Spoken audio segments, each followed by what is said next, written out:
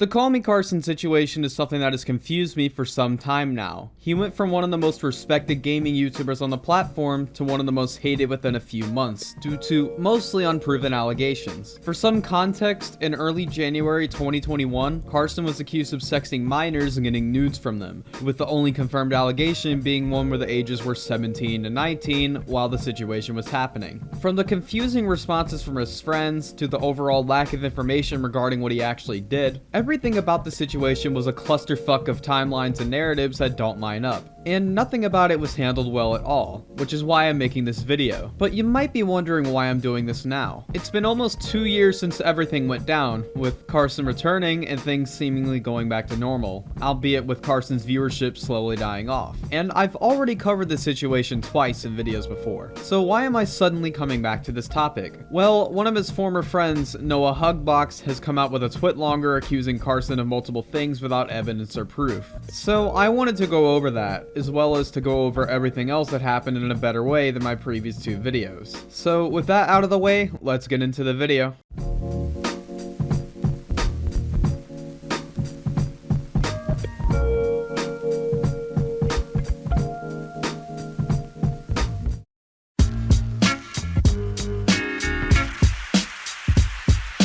This section is essentially a TLDR for the people who aren't exactly super familiar with the situation, as well as my criticisms of what went on. So if you want to skip this segment, which I wouldn't blame you for, just go to this timestamp. Anyways. On January 4th, 2021, some of Carson's former friends, Noah Hugbox and Travis, came on the Drama Alert, where they spoke about the allegations of Carson allegedly sexting underage girls. Guys, what happened? How did this all come about? One day in March, he called me. And I picked up the phone and he was basically like, I have to tell you something. And then he told me that he did underage girls. And I think that he said that they were fans. Did he tell you how old they were? At the time, no. At the end of the day, you guys do kind of have proof, right? I mean, yeah, that he told all of us at the same time. I mean, I'm sure that when this is posted, none of them are going to deny that this is the truth because, I mean, they were there. I don't think they have any real reason to lie. Does anyone know if Carson is still doing this with his fans? No idea. Nope.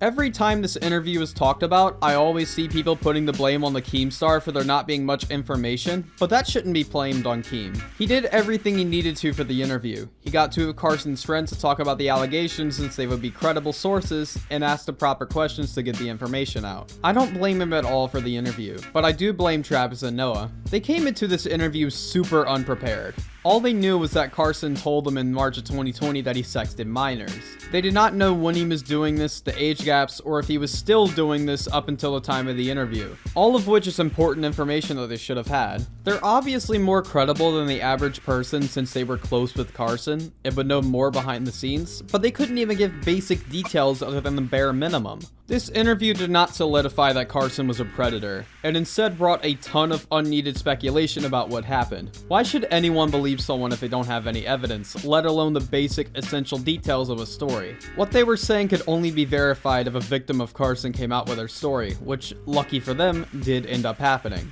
A few hours after the initial Drama Alert episode, someone came out with their story about Carson, describing him as a pedophile and a groomer. And let me just get this out of the way, Carson is not a pedophile. The victim was 17 and he was 19. That's only a 2-year age gap. Anyone arguing that Carson is a pedophile for this is just flat out wrong. Which brings me to the grooming accusation, which I just flat out disagree with. Was Carson weird in the DMs between him and his accuser? Yes, absolutely. But anybody's weird sexing DMs being leaked would look weird. From what I saw, there was no manipulation in the screenshots. The only thing I could see that people could still pin on Carson is that he had gotten nudes from the girl he was talking to. This is illegal, I'm not denying that, but at worst, this is irresponsible, considering that Carson was only 2 years older than the girl. There were other allegations that came out about Carson, but none of them had any substantial evidence to back them up, so I won't mention them here. So yeah, I don't think I need to say that people took this whole thing way too seriously, but what really muddied the waters around this situation is what Carson's former friends had said about it, which I'll go over here.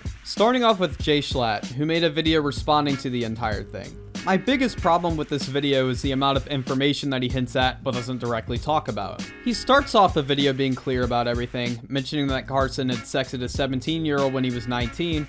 Around late February, early March, Carson told the Lunch Club guys, as well as a bunch of close friends of his at the time, that he had been sexting his fans. He explained that he had exchanged photos with a 17-year-old while he was 19, and that he was done with it. He hadn't done it in months. But then he just starts being vague for no fucking reason and says that Carson wasn't improving where he should have been. But a few weeks ago, I started having some conversations with some of Carson's closest friends, including his former roommates. And in my discussions with them, I heard some things that suggested that Carson wasn't improving in the areas that he should have been. There's no hard evidence for anything he says, it's just word of mouth. Not to mention that his video almost directly contradicts what Travis and Noah had said on Drama Alert. Jay Schlatt mentioned in this video that Carson told everyone he was sexting a 17-year-old at 19. Yet Noah and Travis somehow didn't know this information, which makes me question this entire narrative they're pushing here. Nothing is consistent, but the shit isn't even the worst response I've seen. Slimesickle made a tweet about the situation, where he claimed that as soon as he was told about what Carson was doing, he left Lunch Club and contacted the FBI with a tip about him. And I'm gonna be straight up here. I think he's lying. If what he was saying was true, he would have contacted the FBI around March of 2020, because that's when Carson told the Lunch Club about everything. But this doesn't exactly make sense, as he was still interacting with Carson after this, and still appearing in videos with him. I've heard the argument that Slime wouldn't want to start drama with Carson by unfollowing him or disassociating with him, but if he was so upset that he was willing to contact the fucking FBI, why would he still hang around with him? His response just doesn't make sense. There were some other responses by Carson's friends, including It's Joko, who was the only one who provided solid proof that the first allegation was true. But there's one person I want to focus on specifically, and that is Noah Hugbox.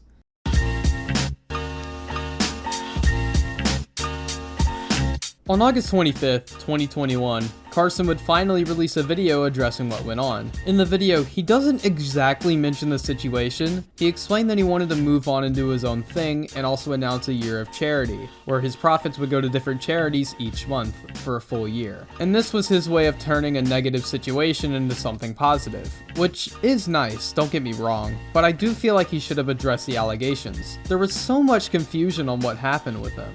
Nothing was clear except for the 17-19 allegation, which to this day is the only confirmed thing that Carson actually did. So it would have been great to hear his side of the situation and give his 2 cents, whether he was fully guilty, innocent, or anything in between. It would have been good just to hear anything at that point. That being said, I'm glad he's been able to come back. I just wish he could have been clear about what had happened. Anyways, after Carson came back, a Twitch VOD of an interview with Noah Hugbox was released, where he essentially talks about his friendship with Carson, and it was an interesting watch to say the least. It's good to hear about his experience, but he acts super arrogant and cocky throughout the entire thing and still never provides any evidence when it comes to Carson's allegations. This becomes a common theme throughout all of this. I have nothing much to say here, but I'll leave this one clip to show what I mean.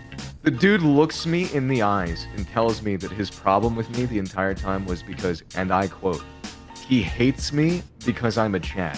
I'm sorry, who the fuck's gonna believe this? But moving on from that, a full year had gone by since Carson came back and started making videos again. There wasn't much to talk about. Carson had started to take a massive dip in views or subs, and there was no new allegations that had come out, until a few days ago. On September 23rd, 2022, Noah Hugbox released a lengthy twitlonger, where he mainly talks about the Carson allegations in length, along with other things, including the Miskib situation. In general, I don't think this response is very good, for one simple reason: lack of evidence. There is not a single piece of evidence for any of the things that Noah talks about here, and this has been a problem throughout the entire Carson situation. When the people involved aren't being vague or super secretive, the things they do show have no evidence linked to it other than word of mouth. The only thing that has been definitively proven after almost 2 years was that he has sexted a 17-year-old at 19 and gotten nudes from her. If he really is a danger to the platform, this is the worst way to handle things, because they provided nothing concrete and left enough legroom for Carson to be able to get out of the situation. But with that being said, I'm gonna go over what I found to be the most interesting statements in a twitlonger,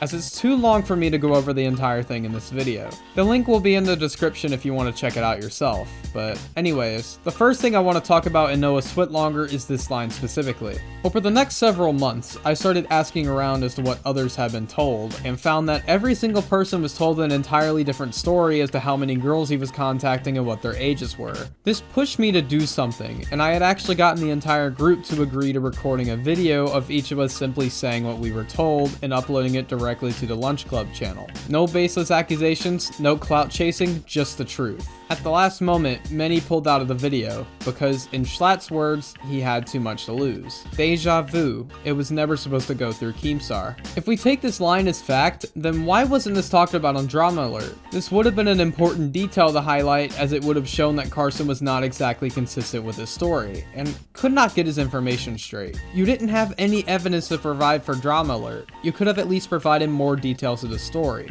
And I get that it's easy to say this stuff in hindsight, and Noah probably had a lot of pressure on him. However, that does not justify the little amount of information that was given to us. Anyways, later on in the Twitlonger, Noah talks about Miskiff and him having Carson on his stream. What he was really critical of was Carson's whole year of charity thing, and the first charity he was donating to was Alveus, which Miskiff's girlfriend owned. In Noah's own words, he said it's not like she's giving money to people in need, she's playing with fucking birds. And I just find that a bit disrespectful. You can find it suspicious all you want that Carson's first month of charity was for Miskiff's girlfriend, but animal sanctuaries are still good causes to give money to. Just because it's not something like helping children with cancer or some shit doesn't mean that it isn't a good cause. And lastly, I wanted to talk about how he compared the situation that happened with Miskiff to what happened with Carson. For those who haven't exactly been in the loop, the Twitch streamer Miskiff was exposed for essentially covering up a sexual assault committed by his close friend Crazy Slick. And since Noah saw this stuff happening, he decided to get this off his chest and talk about how the Carson situation was handled in a similar way. Earlier on in the Twitlonger, Noah had talked about Carson's manager trying to cover up the things that Carson had done, which in theory is similar to what Miskiff did. But there's one issue with this. It was essentially proven that Miskiff was in fact covering up a sexual assault, but nothing that Noah was saying can be proven definitively. All of what he is saying is word of mouth. It's not backed up by anyone else, and he doesn't have any evidence to prove his side, which is an issue I've had with pretty much all of his statements. But to sum up my thoughts entirely, Noah has handled everything concerning the Carson situation very poorly. He never has evidence to back up anything that he says, and every statement that comes out of him is just word of mouth. And that includes his Twitlonger. But yeah, that's pretty much all I have to say about Noah here. Moving on.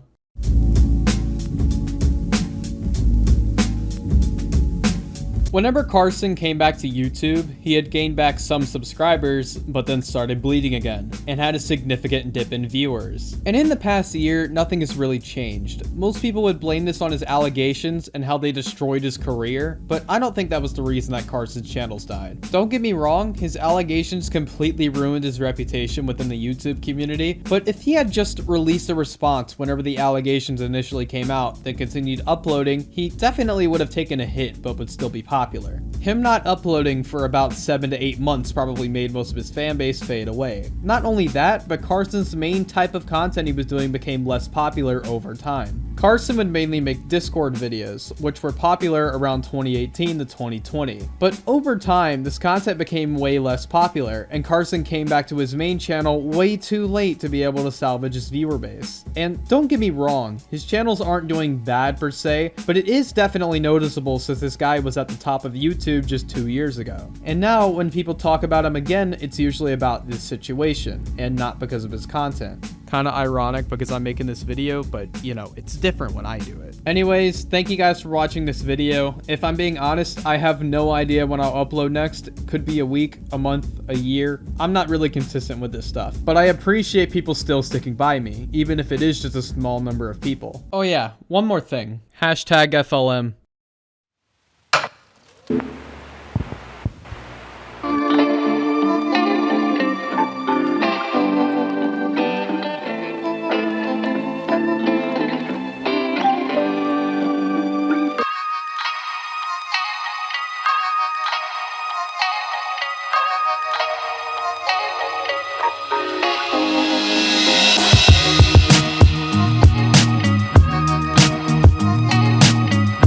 He hates me because I'm a Chad.